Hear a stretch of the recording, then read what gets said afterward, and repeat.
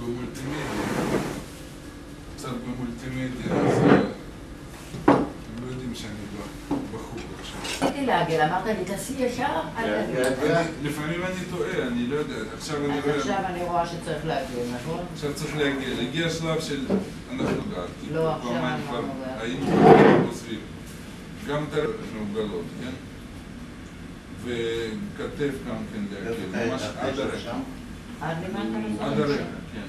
ומה שנעשה אחר כך, אנחנו נעבוד על הפרצוף שלו, ויהיה בסדר. לא יודע איך תחתומות. אני יודע שאתה אוהב שחור. לא, אוהב שחור. יפה. זו התחלה יפה ממש. אני צריך את העזרה שלך ולעשות לי... תראה, אני חושב קודם כל שצריך הרבה יותר להעמיק. תראה זה יצא בסדר.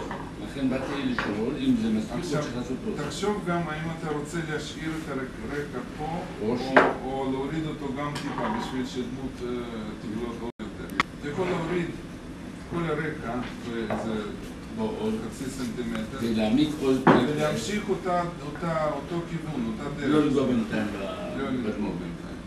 לצאת החוצה, כן, לצאת החוצה ולהיות יותר בולטת. זה מה שרציתי לשמוע ממך, וכדי שנוכל להמשיך לעשות את זה. תסתכל, היית יכול לעשות בעצם אותו הדבר כמו שזה כרגע בעצם הרבה פחות הרבה. אבל אני כן רוצה להשתמש בזה. בסדר, אז אני אנמיך את זה. אותם יותר יפים.